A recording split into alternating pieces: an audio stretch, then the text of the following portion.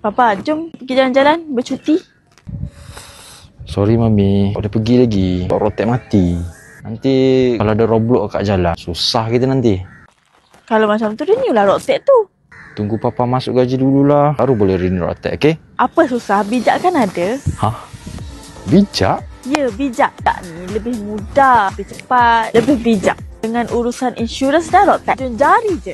Apa yang lebih mudah, cepat dan bijak tu? Kena bijak. Dengan menggunakan bijak ni, Papa boleh bandingkan harga insurans dari pelbagai syarikat. Kalau Papa bijak, boleh pilih yang paling murah. Ikut atas bajet berapa, nak berapa. And yang paling best, siap boleh bayar ansuran tau. Ikut Papa nak plan macam mana. Ada juga plan 0% faedah. Dan sekiranya berlaku emergency, bijak sediakan towing tanpa had yang support 24 jam.